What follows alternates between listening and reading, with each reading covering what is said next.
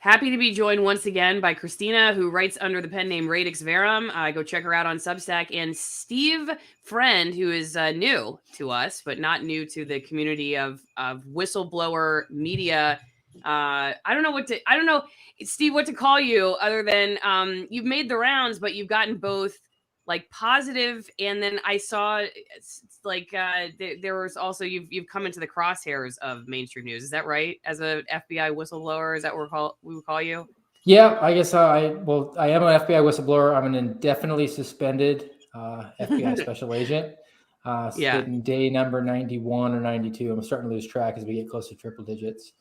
I was curious if you were still with them, so that was going to be my first question. Yeah, still employed, unpaid. So they get you over a barrel that way because I basically can't work without their permission.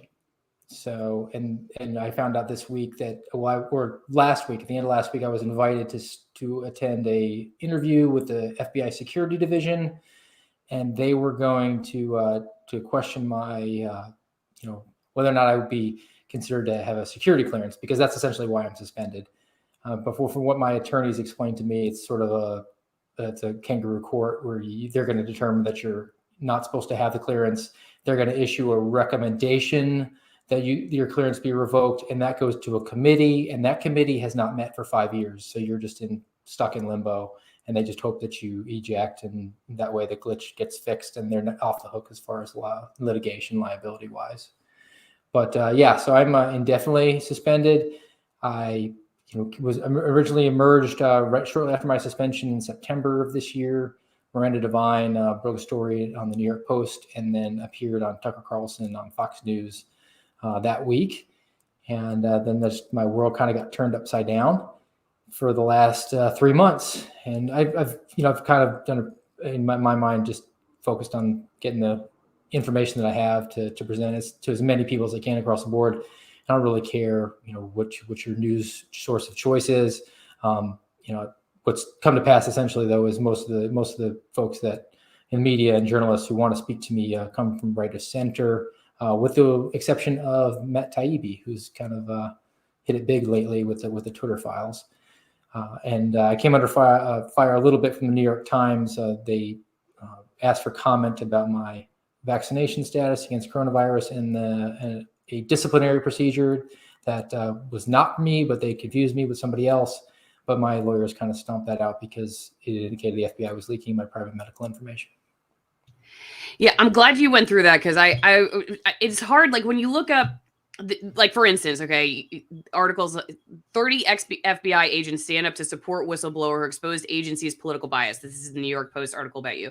So when you read that, you're like, well, why were they standing up to support you? Obviously, because there was antagonistic or adversarial coverage of what you were doing. Right? They're like, no, this guy's legit. What? Before we get into the Twitter files, which I think is one of the main pieces we're going to talk about today, because if people aren't aware, Michael Schellenberger just dropped Part 7, the FBI and the Hunter Biden laptop, and this comes right after Matt Taibbi dropped Part 6, which is Twitter, the FBI subsidiary, basically saying that the FBI doesn't just influence these big tech companies, that he essentially makes a case that they're like one and the same, that they're in constant pervasive communication and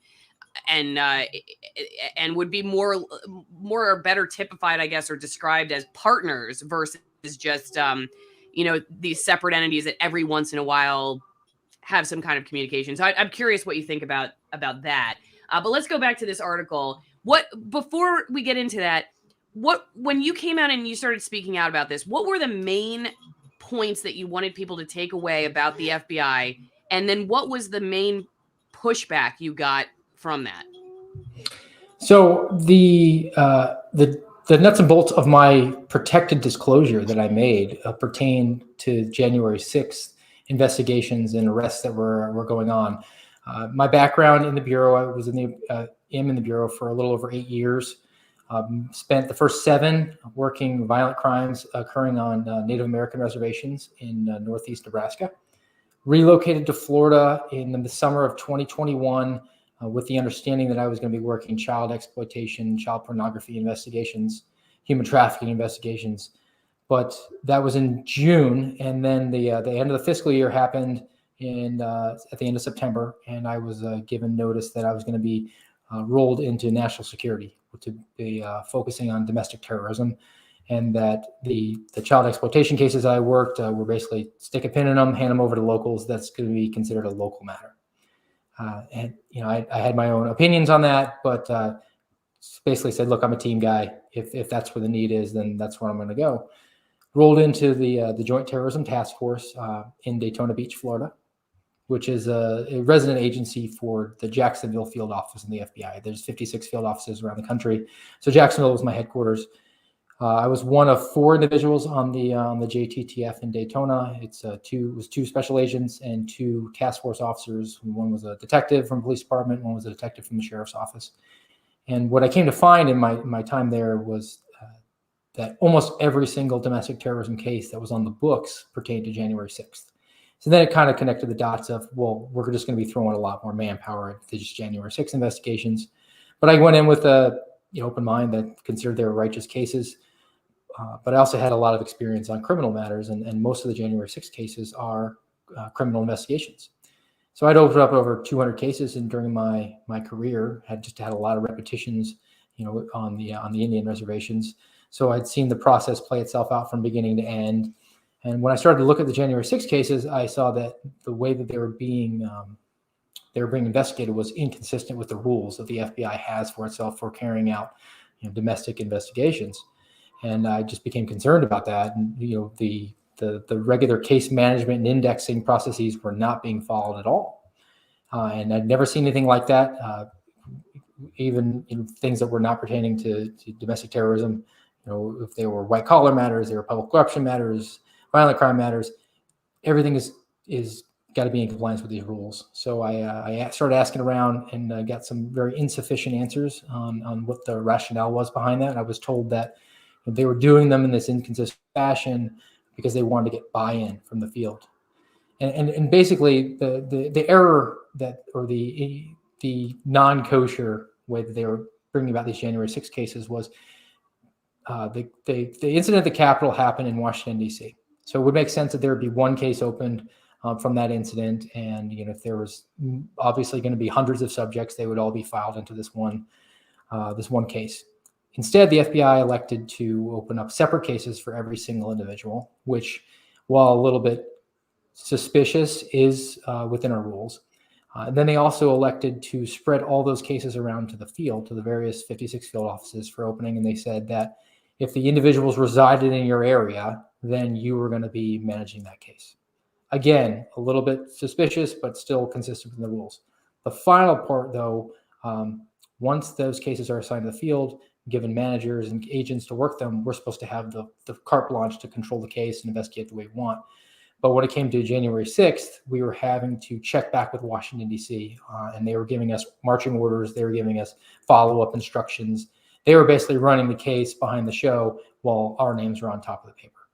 So, why would they do that? And it became clear to me that it was essentially to make one case into 800 cases, spread them around the country, and it gives the appearance for this narrative that we've heard for the last couple of years that there's this rise in domestic terrorism throughout the country. And when all of these cases were essentially stemming from one 4-hour incident at the Capitol on January 6, 2021.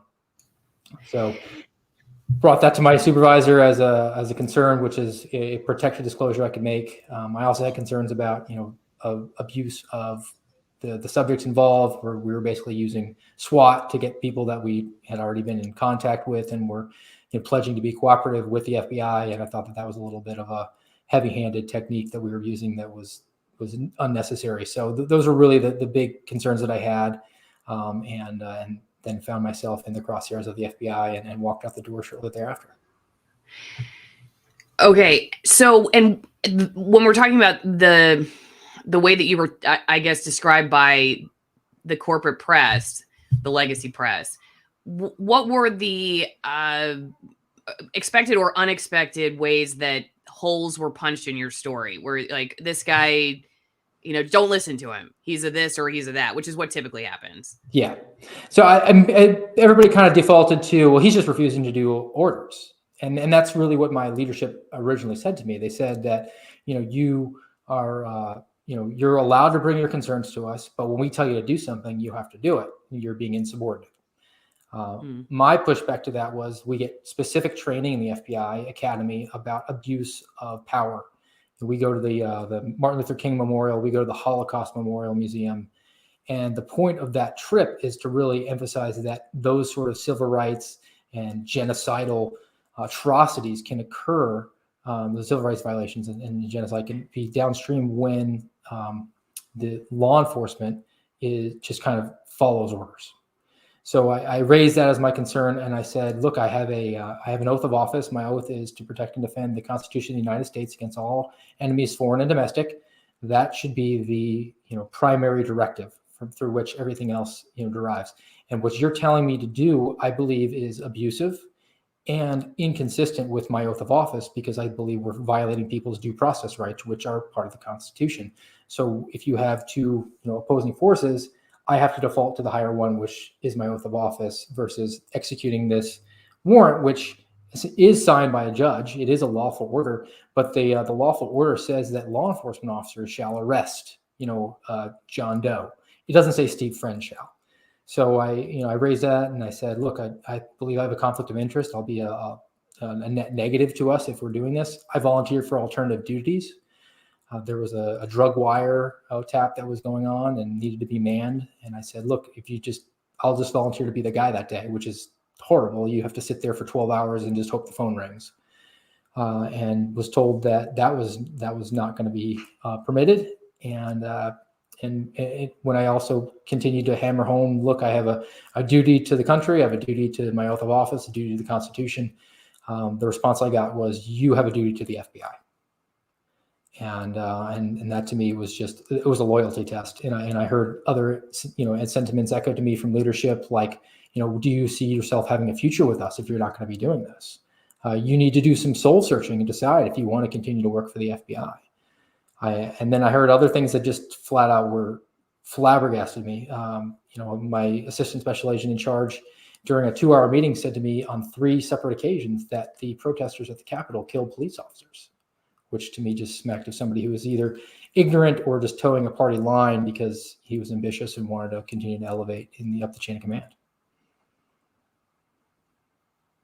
Let's do this. I want to go to the Twitter files in a second. I got to let people know that there's no loyalty test here, right? You don't have to do any soul searching like Steve says the FBI made him do in order to stick around as a subscriber if you don't go get Allison wine promo. But it would be better if you did, because you could support my work and keep people like Christina and Steve coming on. It's 50% off some amazing wines, my favorite wines from Argentina, which just won the World Cup. So, they're celebrating. I hope they're drinking Allison wine promo. I bet they're not. But there are wines basically named after every guest here, like the Rogue Malbec from almost 6,000 feet where they handpick the grapes, or the never imported before 90-point Malbec, which comes from almost 9,000 feet. These are all extreme altitude wines, which is perfect for today's talk because we are talking about extremism that typically gets me booted from my streams, but I'm going to say it anyway. If you're not an extremist nowadays, then what are you doing with your life? Wake up and get out of your mom's basement and start doing something interesting. All right. AllisonWinePromo.com. You're running out of time if you want to get it for Christmas. 50% off my favorite wines and 50% off shipping. Can't get them at the grocery store. Also, though, maybe you're going to need some TwinEngineCoffee.com/Allison the next day after you've had all your AllisonWinePromo.com. You can hear my producer celebrating all of this right now under the desk. I'm bouncing him, trying to keep him from interrupting, but it's not working. But anyway, you can help with his college fund too. TwinEngineCoffee.com/Allison. USDA certified organic roast. There's light roast. There's dark roast. There's a Katura tea actually that you can get. And you can also get little like packets, like stocking stuffer packets. If you want to try a sampler pack, put them in stockings. They're great for Christmas presents. So go check them out. TwinEngineCoffee.com/Allison, AllisonWinePromo.com. Okay, let's go to the Twitter files first because file 7 just dropped. Christina, since you're just kind of sitting there like staring at us for the last 15 minutes, why don't you just butt in for a second? What was your initial reaction to this? My initial reaction was, this is everything that I've been saying for years now that I believed was happening. And I think it's shocking in one way to see it and see the emails, the communications, and the coordination. But then again, it's sort of just confirmation of stuff that I think we already knew. And that was interestingly and funnily enough, what the mainstream media was saying and why they were claiming that the Twitter files weren't a big deal. Oh, this is stuff that everybody knows is going on. It is a big deal, though, because when you look at this, they talk about the FBI setting up this task force for social media monitoring. The task force was called Foreign Interference Task Force, FITF, and it got to the size of over 80 FBI agents, and they were spending their time like going back and forth monitoring people on Twitter, including accounts like RSBN asking for real-time location, which is totally inappropriate, but they were going after small accounts that were like clearly satire, that had very little low engagement. And I think it's interesting that they use the umbrella of like foreign interference, right?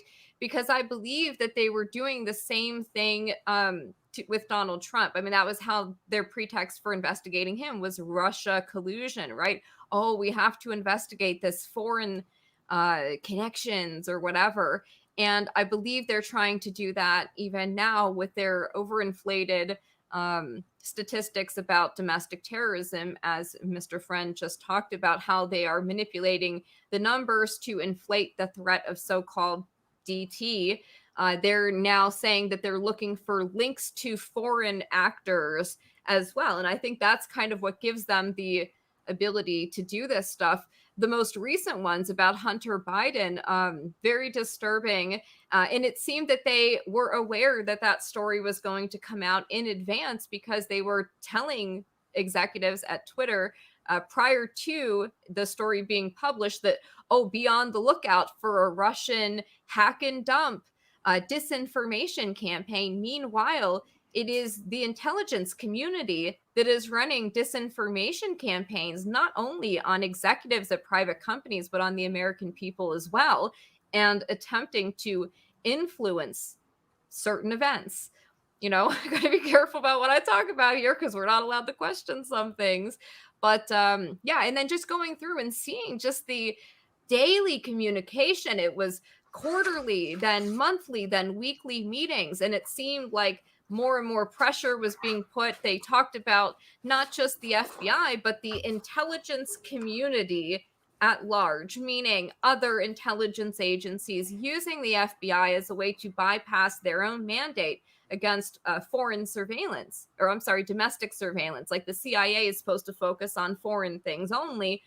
But if they coordinate with their little partners and friends at the FBI, they can kind of bypass that. So I thought that was interesting. It indicated it was more than the FBI, but DHS, CISA, NGOs, others, and that they kind of had this circular thing going on where the intelligence community would talk to think tanks and have these NGOs and think tanks then publish articles, or they would go to their partners at the mainstream media and kind of do the same thing where they're just doing this circular passing of information. And then you ask about, well, where's the underlying intelligence that backs up this claim about, you know, this foreign hack and dump, like that this is going to come? Where's the intelligence that says that's going to happen or is happening or has happened? There doesn't really seem to be anything that underpins it other than the FBI just said so.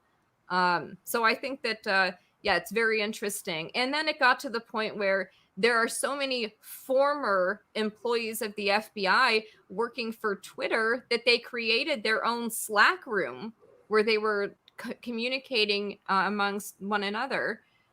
Just really wild stuff. Steve, you were saying something prior to our going live. If it's okay, could we talk about the incompetence, I guess, that maybe many people don't necessarily ascribe to? It's easier to ascribe nefarious intent, I think, when you don't work within the system. A lot of people do that with mainstream news, which is where I come from. And I tell people all the time that like the vast majority of the worker bees are just basically like in a bubble. It's just sort of an intellectual bubble. It's just kind of an echo chamber of thought and behavior, I guess. And so it's like they don't even have the awareness. And I was there for a long time, so it's I put myself in that category. The awareness to be like intentionally evil, though I do believe there are puppeteers, I guess, at the top that you could classify that way. When you look at the Twitter files, part 6 specifically, I guess, and 7, you know, Matt saying that, again, he's calling the FBI subsidiary is Twitter, that it's just like basically an arm of the FBI.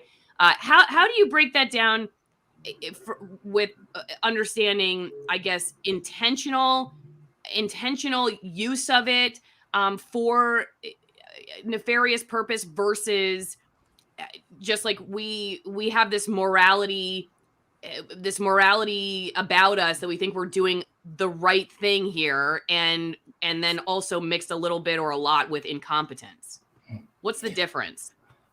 I think that they are. I don't think that anybody's like the evil guy in the back room, like stroking the cat and knows that he's evil. I mean, I think that the individuals who are like that, you probably can count them on one hand if they even exist. I think for the most part, you know, folks have their ideology and their biases, and they believe that, you know, they're on the right side of history. And then just conveniently for a lot of these people, you know, their worldview also serves their pocketbook. Wouldn't you know it? It was almost like, you know, so some of the policy prescriptions, you know, always seem that the left in America wants to implement, you know, across the board in every single facet of life. And then when you have, you know, once in a generational pandemic happen, all the same policy prescriptions were suddenly applicable. Same thing. You just default to what you know.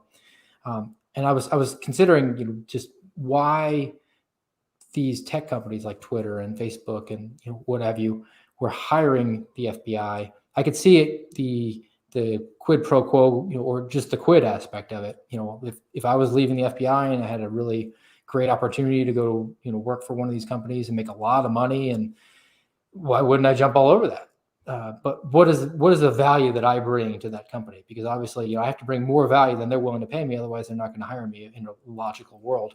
So just kind of mulling that over in my head, kind of came to sort of this conclusion of the information industrial complex, as I've kind of thrown around with the other whistleblower, Kyle Seraphin, and I have kind of landed on this term.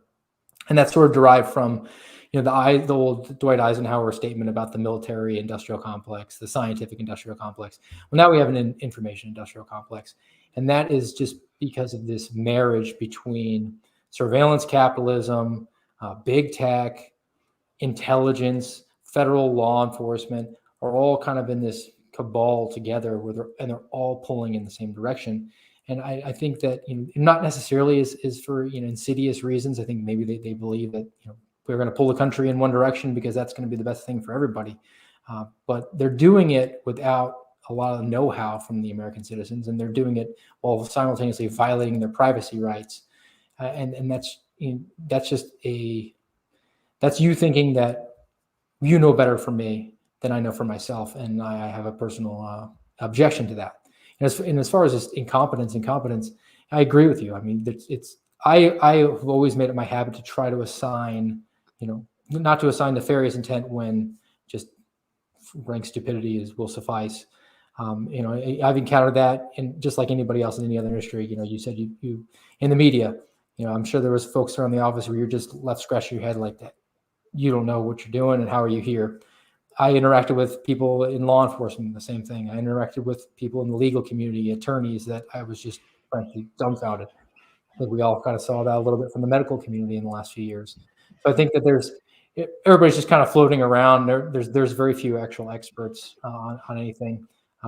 But I think there's this hive mindset also. If everybody's pulling in the same direction and has the same political, you know, leanings and biases, and they can all mutually benefit from it, then you're going to see, you know, transition that way.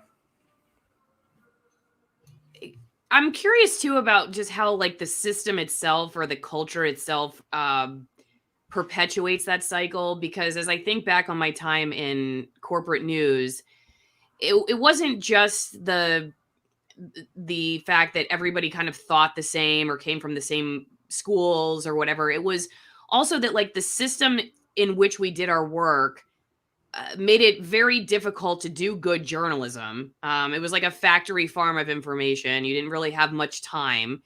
And so people who really wanted to, I think, or had the critical thinking skills to do something else just eventually left. I mean, it wasn't like you just would wake up and you're like, well, now I get it. Now I can do good journalism. Because then you would just have the system itself, the machinery, I guess, through which you did your job was just, you couldn't do it, so it didn't matter how much you knew.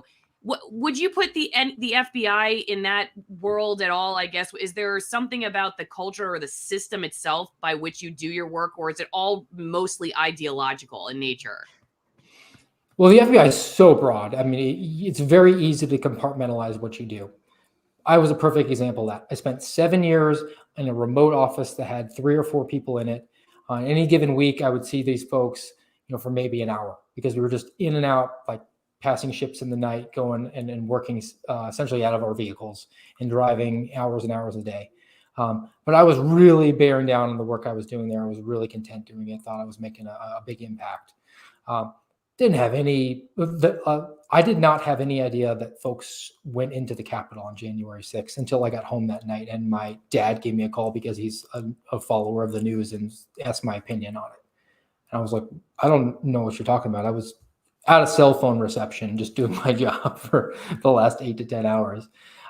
So you have folks that are in the Bureau that are honestly just putting their head down because, whatever's going on in the news and the headlines of the day, it's not really impacting their ability to, take down this gangbanger, or, let's work on this really big public corruption case somewhere.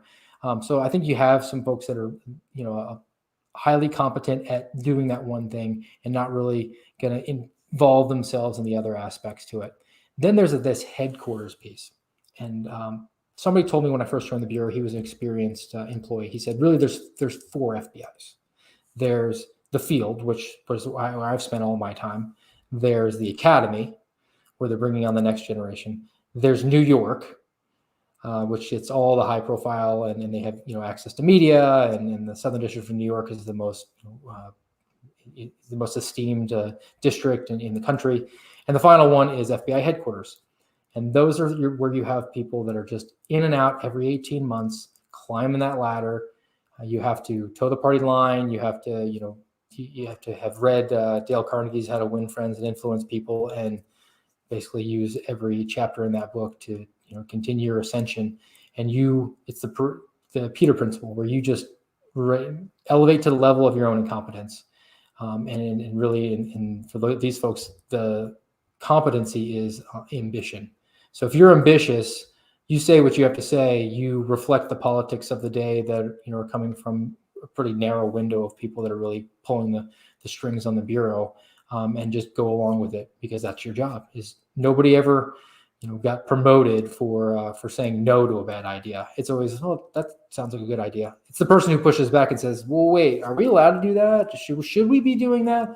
That's the person that's going to be the problem at a headquarters that's in a government bureaucracy, because it's a self-licking ice cream cone that, there's only one way things go, and they get spun up, and things never shrink. They always expand. So that's my general take on where things are politically. I think if there's a just combine ambition, and you combine some politics, and if they're all in the same direction, that's when this beast gets out of control, and you can't slow it down. Mm-hmm. I want to throw this question that Matt had on his thread that he says is unanswered to both of you all to see what you think. First, thank you for the super chats, everybody. Merry Christmas, Happy New Year to you and your producers. Thank you so much, GDNP B. And then Dylan also wanted to know, do FBI agents get a discount on ride or moving vans? I don't know. Probably not. I would think since all of our moves are paid for by the federal government, they will contract out to the most expensive way possible because it's not their money. Okay, so here's the question. Do agencies like FBI and DHS do in-house flagging work themselves or farm it out? Quote, you have to prove to me that inside the effing government, you can do any kind of massive data or AI search, says one former intelligence officer. So that was one of the things that I was thinking about in reading Taibbi's thread last night. The FBI system does not allow you to access Twitter. There's a classified system, which is obviously like, all internal. There's no internet access. There's the unclassified system, which you do have some limited internet access, but it's like to the point where like you can't check the weather sometimes. It's very, very highly restrictive. They don't want to have any risk of hacks or anything like that. You definitely can't go onto social media. So the fact that these guys were just perusing through Twitter feeds, to me seems like they set up something in-house, proprietary, or they farmed it out.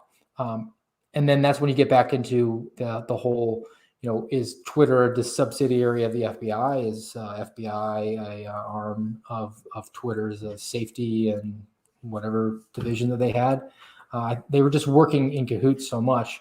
And then what we learned today, with this latest thread about them essentially deputizing these people and giving them temporary top security clearances. My take on that is they set up this whole foreign, this is a counterintelligence matter, so it's super top secret, to limit who actually was going to be able to be in the room, and also be able to hide what they were doing a little bit more. But at the end of the day, it's a government. If there's always going to be a paper trail to what they did, and there's always going to be some level of incompetence, which is what was borne out, and why we've been able to see interactions where they obviously didn't shred these documents after they had these communications, but they just used this top secret designation to be able to have these conversations in somewhat secretive fashion, and then also withhold a lot of the information from out prying eyes until Elon Musk has gotten his hands on some of it and deemed it worthy to turn over. What do you think, Christina? Well, I think it's like very similar to what they were doing, trying to set up like the DHS Disinformation Governance Board, right? I think it had similar motivations or aims. I mean, if you've got 80 people on this task force, what they were doing was policing thought and opinions. It's violating the First Amendment. That was seemingly the goal. I mean, they were going after obvious satire accounts. So it kind of like, it reminded me of that, the DHS Disinformation Governance Board. But I think that it really is, it just shows you like how interconnected they all are, and that when these platforms, these big tech platforms, censor people, they're doing so sort of at the behest of the federal government, because they have these people in these agencies telling them, hey, go flag this account. They're giving them lists of people. RSBN is a good example. Billy Baldwin, who's like an actor, he just had the wrong opinion. So it was really like, that's what the goal was. It was to control thought and opinion and to influence the domestic political landscape. And I see the FBI in many ways does operate very similar to the Stasi. They have a large confidential human source program where they are using people that are career criminals in many cases as their confidential human sources to go after and target people. I have been investigating like the Whitmer thing and what happened there.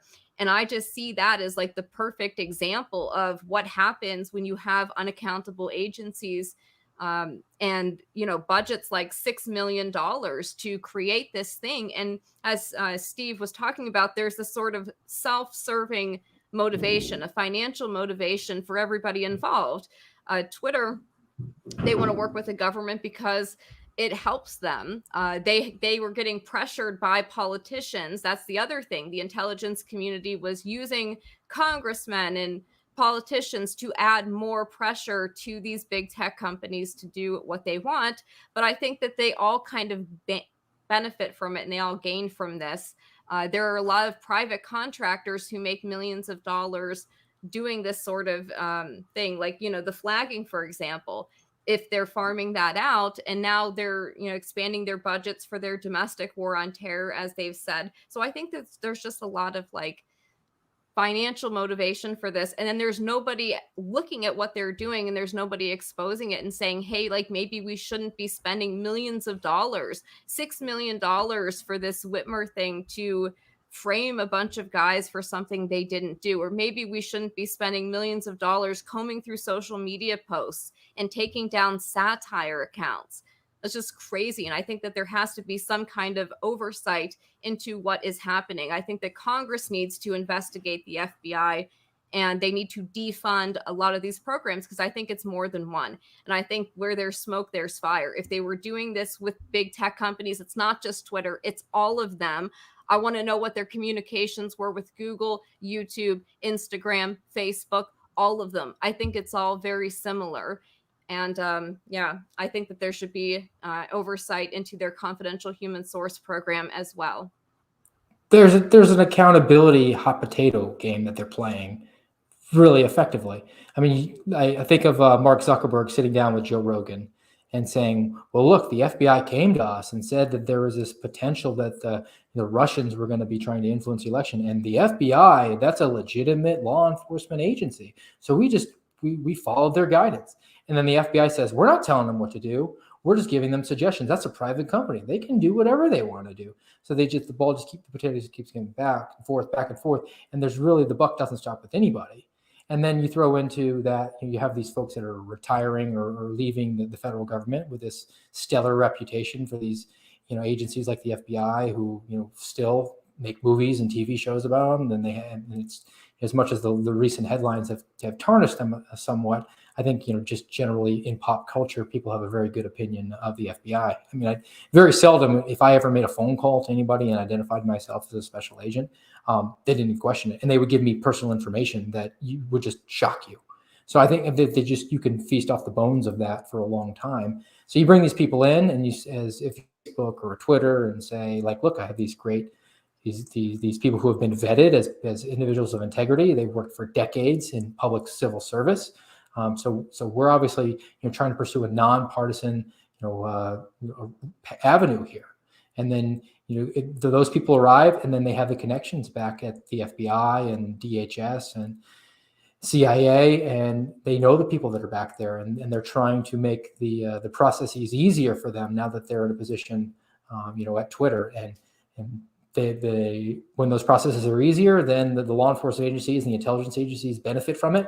And as do the private companies, because they can say, like, look, we'll keep hiring these people from these agencies that look at all the good work they're doing. So there's a mutual beneficiaries on both sides. And then, you also have the politicians. You got the Ted Lieu's who's gone to the mattresses to rip Matt Taibbi, and has flat out said that Matt Taibbi is lying about things that I've seen firsthand and told Matt Taibbi were true.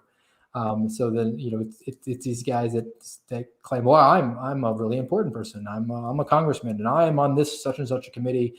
So I'm just going to deem that to be an inappropriate lie.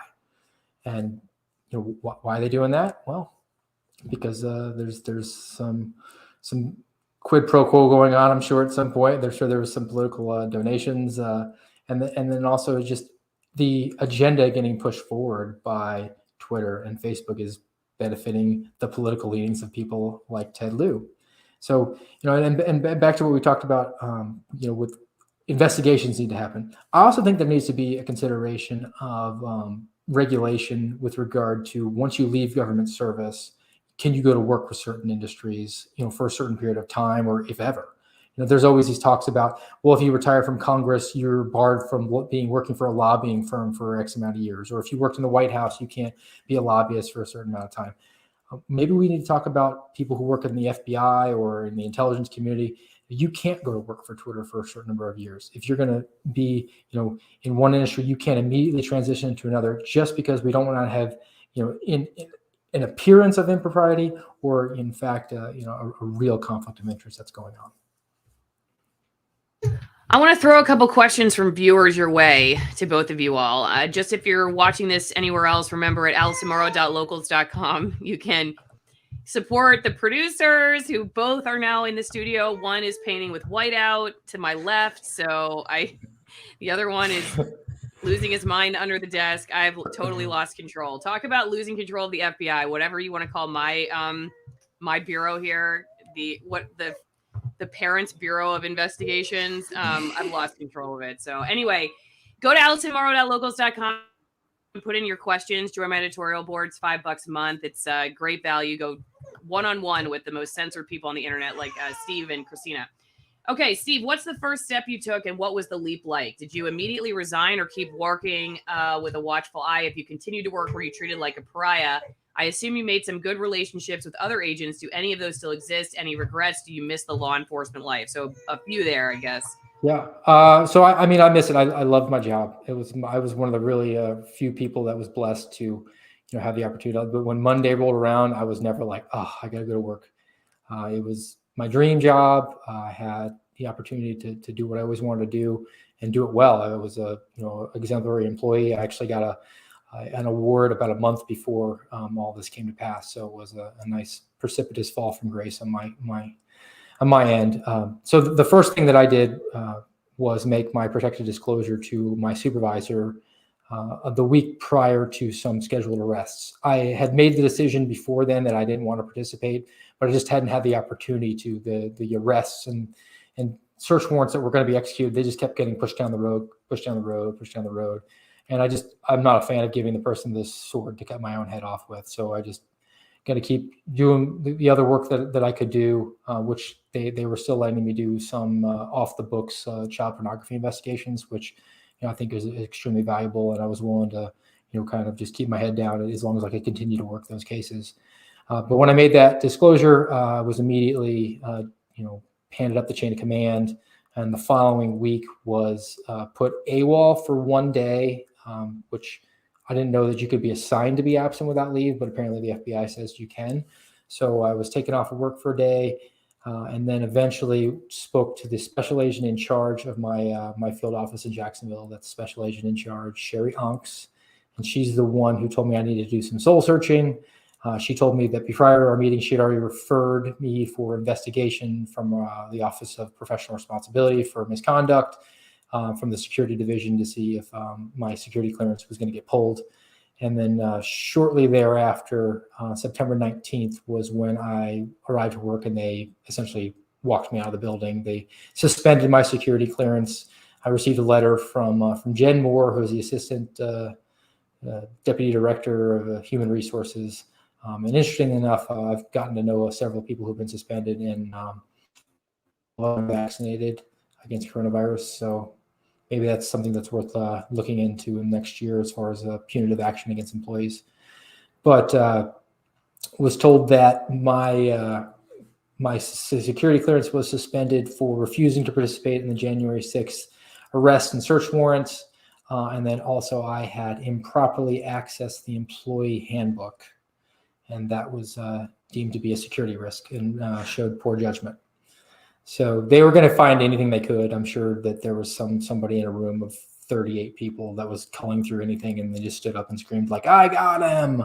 I went on to the classified system and got my the FBI employee handbook, which I thought I was entitled to. It's pretty lengthy. I didn't want to waste a bunch of trees and print it off, so I put it on a jump drive, which was not approved, even though it was a jump drive that was given to me by the FBI for the investigation of child pornography, and was blank. So I figured that was okay. And I did all that at the request of my attorney, who wanted to mount a defense for me and asked me to get the employee handbook. So that's why I was suspended. And then as far as just having interactions with folks, I've interacted with several retired agents, really good guys. They've basically said like, "Hey, you're old school bureau. You know what's up. You took the oath seriously like we did," and they're kind of ashamed of what's going on with the FBI. I still have a couple of friends that are in contact with me, send me a message here or there, but by and large, it has been absolute silence from the rank and file, much to my chagrin. They have not, the cavalry has not come in. I said it several times. I had this, I really thought like if I was going to be coming forward with the information I did and I stood up, that others would join me. And that's not happened. And I'm hopeful though that next year with a handover to the Republicans in the House and having some hearings in the Judiciary Committee, if they prioritize the whistleblower protections that have been clearly fallen by the wayside, over some other shinier objects that might get them on Fox News at night.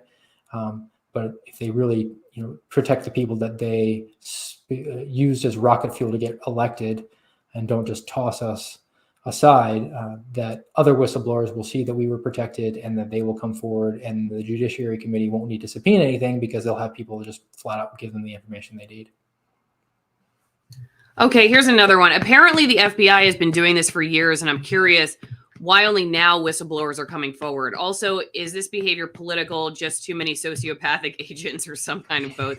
I think you've described pretty well in answer to the latter part, but I do think it's an interesting question. You know, why now? Is it because the climate has changed where people are more willing to hear that there are issues behind the scenes because it's become such a divisive partisan issue?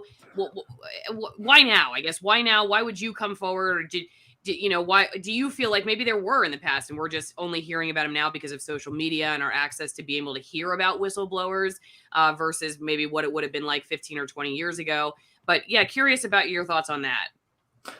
I mean, I think things have probably gone on for a long time. I've definitely had the scales fall away from my eyes as I've gotten in contact with people who were suspended. But I think also people are willing to suffer certain inconveniences for the comforts that they have while they're manageable. And I think that the environment in working in the FBI now has become toxic. And with regard to the things that are going on that the whistleblowers are bringing forward, they're completely legitimate and they should be brought forward. But when you have other things going on that's just a toxic work environment, people are kind of like, why am I coming to work here? This is just not where I want to be. And I have this information that I was willing to kind of overlook because I really believe in the mission. But now that the mission has been sort of fallen off the rails, and you see folks getting arrested for praying outside of an abortion clinic, that's going to motivate other people to say, all right, look, I got a problem, or we're going to build cases against parents at school board meetings. That's going to motivate another cast of people to say, hey, look, I'm a parent. I don't believe in that, and I got to do something about it. And then just the day-to-day, you have huge insistence now on diversity, inclusion, and equity training that has to go on nonstop. It's every other day you're getting an email about you got to attend this such and such event, and it's just a distraction from the mission at whole. And we're seeing also our leadership get up there and frankly embarrass us. When the FBI director is at a Senate hearing, a legally mandated hearing, and he just kind of says, well, I got to go on vacation now. I'm like, well, why is anybody going to go to bat for that guy? He clearly has his priorities all mixed up. So I think just the day-to-day environment that folks are operating within might be less tolerable, and that's motivated them to come forward. Dylan with another very serious question. My friend is trying to help his Boy Scout troop in Nicaragua visit their friends in Iran. Any tips on how to raise money? All right, I'm going to let that one go. Let's go back to locals. You have mentioned many people at the FBI are far left. So how were any Bible-believing Christians treated? So not true. I would say that the rank and file typically lean moderate to right wing, just because Second Amendment, it's gun culture. You're carrying a gun in your hip. You're going to attract a lot of people that are law and order, in favor of guns. You get a lot of military veterans, which again tend to be conservative. But as you go through the leadership in the management levels of the FBI, that tends to lean further and further left. More legal community, so more educated, more left-leaning. Also having to go and be willing to live in Washington, D.C., I think that attracts a certain person. Some people kind of look at it as a deployment to a foreign territory, but you got to be able to operate in those zones. And then just through osmosis of day-to-day being with those folks and away from the work, I think you might have a little bit bleed over into your worldview. As far as as Christian conservatives, that came really to the forefront with the vaccination, the coronavirus vaccine mandate. So they put out to all employees that we had to attest to whether or not we were vaccinated by October of last year. It was shortly after the president came out with the OSHA mandate. And we were allowed to request a reasonable accommodation for either medical or religious reasons. But at the time, I put the paperwork in because it was required. But I told my wife, I said, this is a registry. Anybody that's putting in for a religious accommodation they now know And you had to tell them what religion. You had to cite specific scripture and doctrine. So they have that, and never took any action on those accommodation requests. And so we're now 14 months after that. But I can tell you that, to my knowledge, anybody that's been walked out of the FBI in the last 6-8 months was unvaccinated and Christian, and I think that's hopefully going to come to light here with some more inquiries into the goings-ons at the DOJ and the FBI if Congress does its job on oversight. I really do wonder, I'm sure, Christina, you have thoughts on this too. I really do wonder about how that mass termination of people, because it did really, I do think it was almost like an ideological purge of dissenters, and it's going to have, I think, long-term effects on not just these agencies, but every corporation or office that got rid of people over that issue. Because, like, I just thinking about corporate news, it's not just, it wasn't just getting rid of people who had made this specific, once in time medical decision, but people who I think were probably, generally speaking, questioning mandates and questioning authoritarianism and questioning moves towards authoritarianism and questioning privacy and all these things. And you just get rid of these people who were acting as probably in some cases a very small but necessary counterbalance in these places, who are now gone. And what is that going to mean for law enforcement, or what is that going to mean for the news business? I mean, the only people that are left at my old stomping grounds, really, there's maybe like 2 people, my old newsroom that I know of, who got the exemptions, but everybody else is just totally bought in. And, they, talking to one of them recently, they were saying they had no sympathy whatsoever for people who made the opposite decisions. So you have journalists who are like, I have no sympathy, I don't care, and see folks who thought differently than them as the miscreants of society. So how do you cover that as a journalist in any way objectively? And then if you're law enforcement and you just start seeing whole swaths of society who think differently or make different decisions as Neanderthals, and then that's the only person who's left in these agencies. It just seems very problematic to me. I did want to say, somebody was mentioning about the baby in the stream. I got to find it. Allison rocking the baby while doing the interview with FBI whistleblower. That's what I call it. Super Mom, you're awesome. Thank you. The reason I wanted to bring this up is because I literally, Steve, while you were talking, I just had to change your diaper under the desk. First time ever. Solid. First time ever. So I just wanted you to know, first time I've ever had to change diaper. But yeah, I mean, Christina, I know you're kind of, thank you for being patient. Not, I feel like we're not getting to you enough, but yeah, I'm just curious. I mean, what do you guys think about that? It just seems like it's left this ideological vacuum that even there probably was only a minor counterbalance even before, but now it's just like totally gone. Mm-hmm. I would say Go that ahead. I think that there's, you already kind of see the dynamic, like with the militarization of law enforcement, of sort of like viewing the domestic population as like enemy combatants, especially after 9/11 or potential whatever. And I think that, if you take out anybody that's questioning, like just following orders, obviously that's going to be a bad thing. And then you have these financial incentives and career incentives for agents to create or foil big plots or whatever to advance their careers. Obviously, you can look at the Whitmer case as a example of this. You had like Special Agent Jason Chambers, who's the lead handling agent there, texting other FBI colleagues and saying that he's going to be retiring from the FBI and launching his own private intelligence company. And he needed a big case to like segue his career from the FBI into the private sector. He also was seeking a multi-million-dollar contract from that private intelligence company to advise the FBI on cases of DT. So you see like how having a big, DT case for him that encompassed militia groups in multiple states, how that could be a big thing for him if he stands to gain millions of dollars when he retires and is in the private sector. And he had his own Twitter account for that private company that was tweeting out, like, having foreknowledge about FBI cases. These were cases he was working on, not just the Whitmer one. And then you see the head of the Detroit field office who oversaw that, to Antuono. He gets promoted to head of the DC field office just prior to J6. So there's career advancement for these people. And I think that already, like, if there were people who were questioning things or not following orders, they probably wouldn't see that kind of advancement into the upper echelons of these agencies. They'd be kept at the bottom.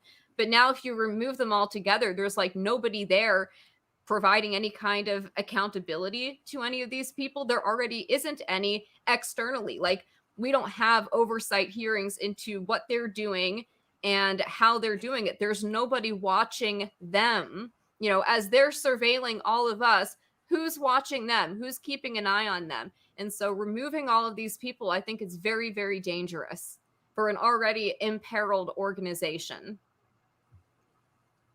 Okay, another question. My question for Stephen relates to the fact the enemies of the machine often commit involuntary suicide, i.e. Epstein. Do you have fears for your personal safety or that of your family? I mean, I just always have fears for my family no matter what. I mean, I've been asked for, my pictures and stuff that I've shared, but with media, I'm always real careful not to put anything out with the family. But my wife was targeted by Facebook, so she got brought into this whole thing. I'm not too worried about that, though. I'm a problem for the FBI, but I think that they're going to treat this, and then they have treated it for the most part with radio silence. Hope that other things distract the public at large, and the news cycle rolls over, and I'm forgotten. Which is also why I'm just continuing to bang the drum and just bring things forward as much as possible, because I know as soon as my relevancy is at its lowest is probably when they're going to try to, separate me from service permanently. And not that I have any delusions that I'm going to be brought back with open arms. But I definitely want my complaint to be a legitimate whistleblower complaint from an active employee, as opposed to somebody who's just an angry ex-FBI agent who just wants to create problems for his ex-employer. That's a funny way to describe it. Okay, where to start? Let's see. There's a lot here. We'll I know we're kind of running out of time, so let's see what we can get to. How is a stolen diary the business of the FBI? Who is responsible for determining when, how a target is rated? It seems very evident that politics plays a role. Is it one part of the office responsible, or is it somehow spread out? Is it beyond fixing? How many levels need to be fired? I could go on and on. Pick what you think are the most important there, so I can get to the other questions. Yeah, diary is Ashley Biden's diary. That's, it went over state lines. I guess you could say that it was moving stolen goods over state lines. It technically violates the federal law, but the average person violates 3 federal laws a day, or felonies a day. You just bring that case to the U.S. Attorney's Office, and it's up to them whether or not they want to prosecute it. And obviously, they did. So they did that. And as far as making the decision on how to do it, you have an agent do it, a supervisor, can kick in their 2 cents, but ultimately you have the badge and the gun. You're a legitimate federal agent. You can bring any case you want to the U.S. Attorney's Office. Okay, let's go to Gregory. What the FBI still does very well. I want to know that. That's what Gregory wants to know. What does the FBI still do well without political influence, and those areas where political influence has affected the organization? I think when you let people work the cases and at the lowest levels, you still have some really good people in the smaller offices that bring big cases. That's where all the cases get made. It's never in these big main headquarters cities. You let the small offices with 3, 4, half dozen people work on a case. They're the ones that bring down the huge wiretaps on drug cases or human trafficking cases. I think The tactical community, I am a fan of. I was a 5-year SWAT operator. There's some really squared away guys who are SWAT operators all the way up to the hostage rescue team in the FBI, which is a full-time BA. It's basically like a tier 1 special forces level of tactical guys. I think that for the most part, they do a really good job when they're tasked and they're used properly. But that's again, was one of the questions I had with January 6th, that we were going to be using SWAT on guys that said, hey, if you need anything, I'll be cooperating further. Do we really need to drive a Bearcat in the guy's front yard at 6 o'clock in the morning? Okay. Christina, there are some people, I don't know if you get this a lot, but there's some people in the chat I'm just like monitoring on like ROKFIN and Rumble, which by the way, I should just give everybody on Rumble a shout out. We have 3,500 people almost watching live on Rumble, which is crazy compared to YouTube. Only a couple hundred on YouTube. So get on Rumble. My other producer is coming in, so I'm gonna get my question in. Hang on one second, okay? Gotta get my question in before she blows up the stream. I know. Okay, here, take this. Take this for 1 second. Can you take this? Thank you. Just give that to Jack. Okay, she's gonna be a big sister. Oh man, this one, I don't know. You're going to know the answer to this one. This is interesting. John Dillinger was a folk hero in my grandparents' hometown of Auburn, Indiana, where he knocked over the police station and stole their stuff, including guns and cars. Hoover hated him with a passion. The FBI gunned him down in cold blood while leaving a theater. Their account of the matter includes this. Dillinger quickly realized what was happening and acted by instinct. He grabbed a pistol from his right trouser pocket as he ran toward the alley. Yeah, just like Freddie Hampton, right? The FBI said it's nothing about Freddie. Do they not acknowledge murdering him in cold blood? This is totally news to me. I have no idea what's going on here. So I don't know if you know or... that's pre-Tennessee v. Gardner, when you could shoot a fleeing felon. So Really? It's different standards now. I mean, yeah, I knew cops actually that were retired that they were there before. They were like, yeah, the guy, like, we saw him like stealing a TV and then running. We just blast him. Oh my God. Dang. Where we live in a different era now, they couldn't do that. But I will say the FBI's use of force and deadly force policy is pretty broad compared to a lot of other police departments and law enforcement agencies. Lily. We were told in the academy at the end of they're like, hey, at the end of your legal training, you will realize that you can shoot a naked man in the back as he's running away from you, and What? it could still be a good shoot. If certain Really? circumstances exist. That's somebody who's like, running for a gun or to gain a tactical advantage of concealment or cover, or they've just committed a violent crime and they're fleeing. Those are all actually acceptable ways that you can use deadly force. Wow, that's wild. Okay.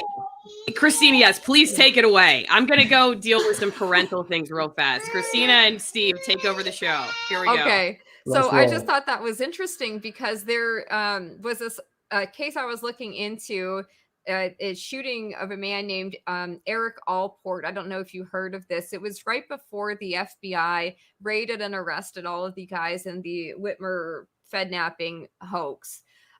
He was killed the day before at I think it was like a restaurant parking lot, right?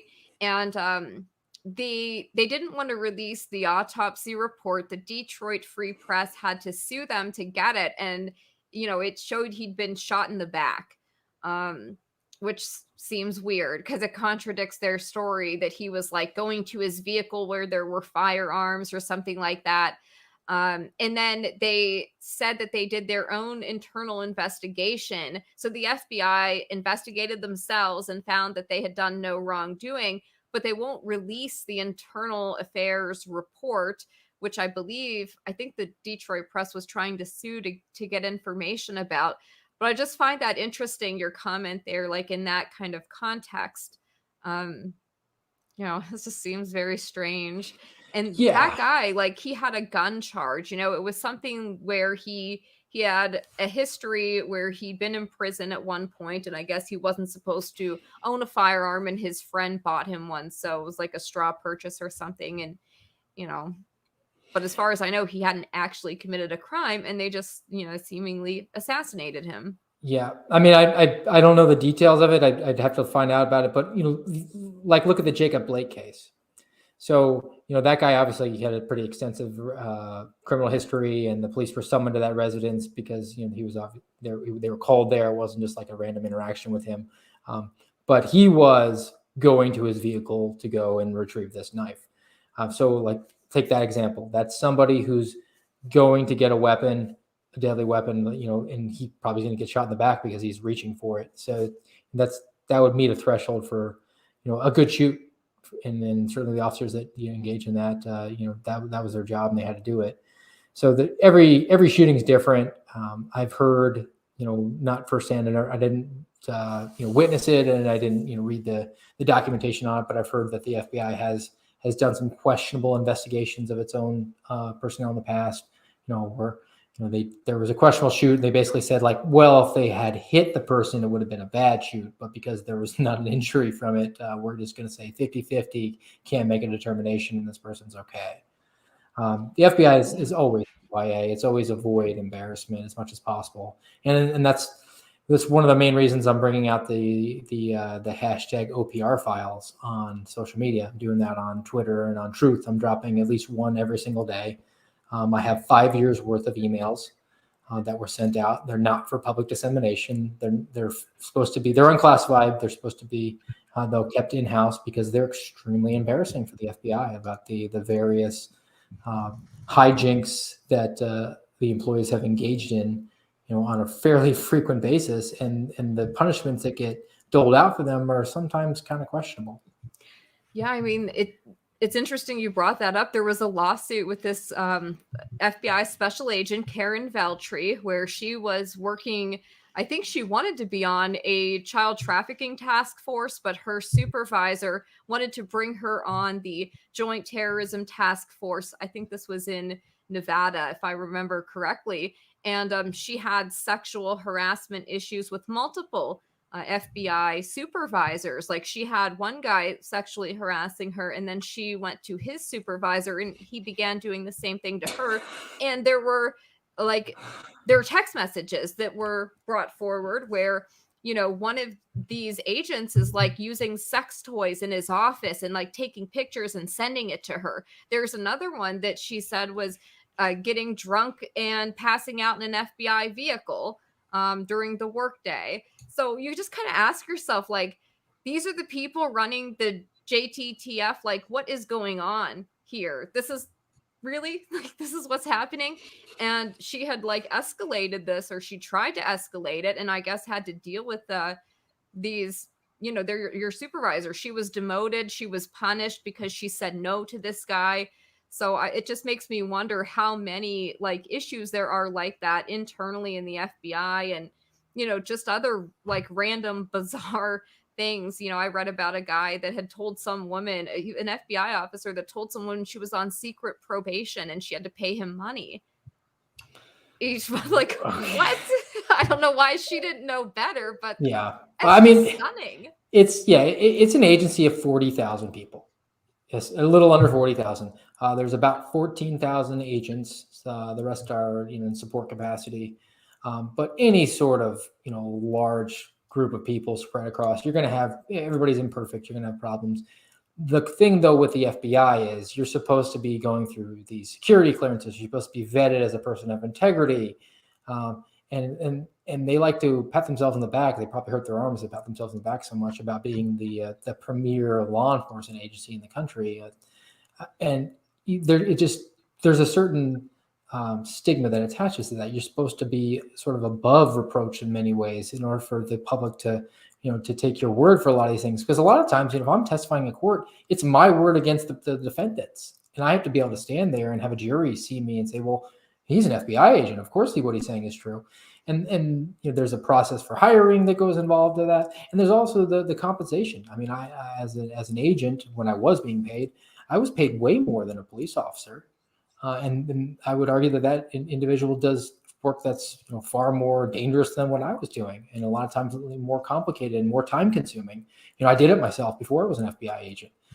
And I think the reason for that is not because I was so super qualified to be investigating a domestic violence case on a small Indian reservation in rural Nebraska. It was because I was going to be overpaid for what I was doing, so that way I would be judgment proof against, oh, that guy's taking a bribe. He's clearly corrupt. It's like, well, no, he makes a really good salary, and why would he jeopardize that by taking $5,000 in a brown paper bag to put this one guy away? No, he has integrity, and he's kind of overpaid, and we should take what he has, at its face value. So that's hopefully answers that a little bit. But from what I saw, and I saw 4 times a year from these Office of Professional Responsibility (OPR) quarterly emails, was that I was kind of, I guess, in the minority, and there's the people that just engage in things that are illegal, immoral, and I was only getting a small glimpse into it. I was getting the lowlights that they wanted to just put out to the personnel at large. I think my final question, though, from me, kind of bleeds into this, which is, what can the average American citizen do about this? But I did want to throw this out here from the live chat over on Locals. Janet says, does a job in federal law enforcement require you to think your fellow citizens are all rubes? How do agents justify the thuggery to themselves? But yeah, I mean, if you're one of those rubes, then what do you do? I mean, we're all watching this and feeling, I think a lot of people just feel like it's off the rails at this point, and there's no way to stop it. The courts are all seemingly having issues with partisanship as well. So even if you were going to go to court and sue over this, will you get a fair judgment? I don't know. I think a lot of people feeling like their government is turned on them. Having been in the belly of the beast, I can tell you that one of the best ways that the public can push back is the doctrine of the lesser magistrate. And when I say that, you have a sheriff in your county who is accountable to you because he is elected every 2, 4, however many years. The FBI has 14,000 agents. It is impossible to police a country of nearly 400 million people when the federal code book is this thick, effectively, without cooperation from local partners. I leaned on my local partners every single day for subject matter expertise, for local knowledge. They know that beat cop. He knows that house in the corner, that's the drug house. He knows that Jim Bob over there, he's the problem guy. So the FBI brings in a lot of local law enforcement partners and deputizes them technically as deputy U.S. Marshals, but they're task force officers. They have federal arrest powers, and they also have state arrest powers.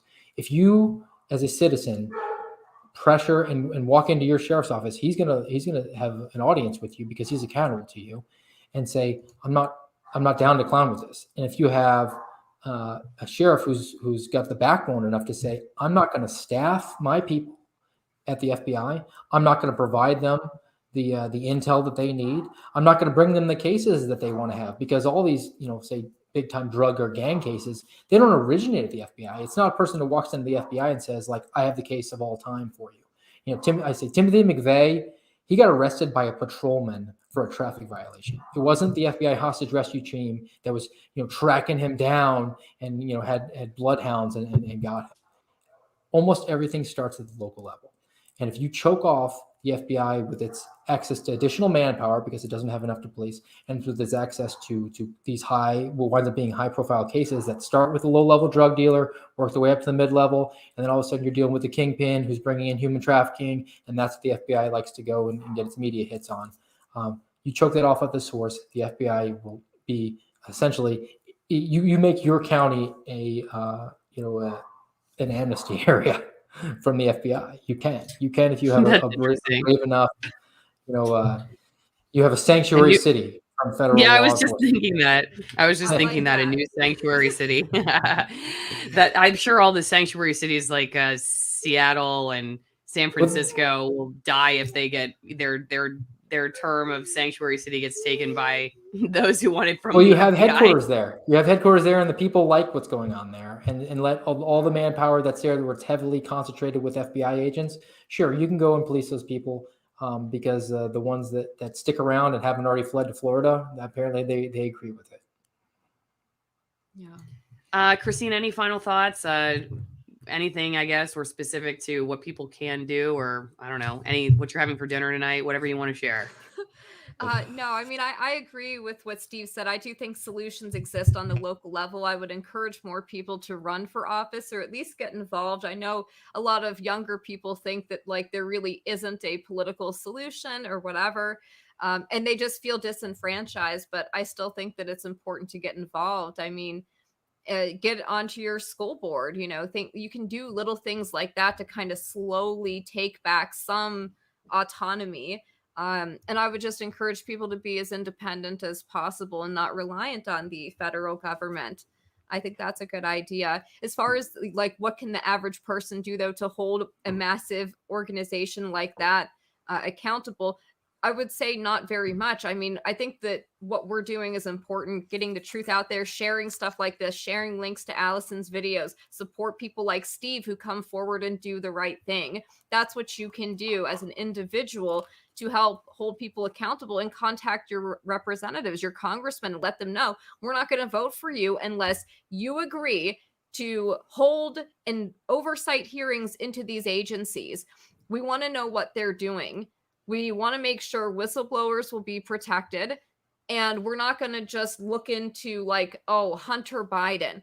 Yes, like what happened with that is important, but I think it's more important to investigate the abuses of these agencies, and to look into what they're doing on the level of like the church committee hearings that we had in the past. That's what we need to have again now. And I think that, if you're voting for somebody for Congress and they aren't willing to do that and they haven't signed on to that, then you're not going to vote for them. You need to let them know that. 100%. Christina's nailed it. The House Judiciary Committee has already laid this roadmap for the hearings that they're going to have, and they've already said that Hunter Biden's laptop is going to be top of mind. I know that is a shiny object that gets you on Hannity for 4 minutes, 2 times a week. That is not going to be the way to actually successfully reform the Department of Justice, the FBI, or any of these other law enforcement agencies. So people can call their congressman, and they can go to the house.gov and find out members of the House Oversight Committee and the House Judiciary Committee and say, you have to prioritize whistleblower protection. Okay. I have been on now over 90 days out of the FBI. There are people who have abused children that got 40 days. People who committed Harvey Weinstein-esque acts that got less time on suspension than me. If you want whistleblowers to be willing to stick their neck out and bring you the information that is you're actually going to need to bring reform to and hold accountability of people who have wronged the American public, you have to protect the whistleblowers that have come forward already, instead of having tossed them aside and said, well, that got me elected, on to the next shiny object.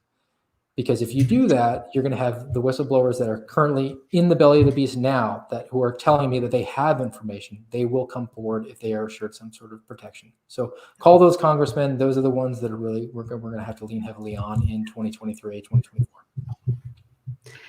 Well, thank you all so much for taking the time to do this. We're rolling with the producers and the production team. My office literally looks like an FBI raid has just occurred. So I'm going to go. I hope you guys have a great rest of your day. Thank you. And thanks everybody for watching. Thanks for super chats. Thanks for your support. And don't forget, go to AllisonMorrow.locals.com. And then Christina or Steve, where should people go to find you? Just make sure they're following up on what you're doing. I'm at Twitter, real Steve Friend, and True Social, real_Steve Friend. I'm on Twitter too. It's not Radix, NOTRADIX. I am, but I'm not. And then I have my YouTube channel, which I've neglected woefully lately, in my Substack. I'm also on Locals as well. radixverum.locals.com. You can follow me there. Okay.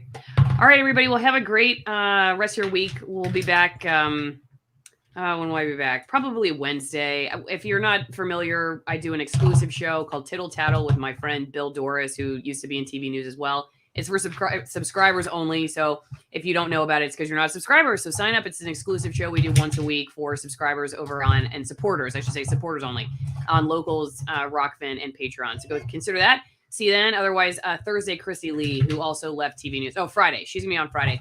We'll think of something for Thursday. I hope you guys have a great rest of your week. Merry Christmas. Happy New Year.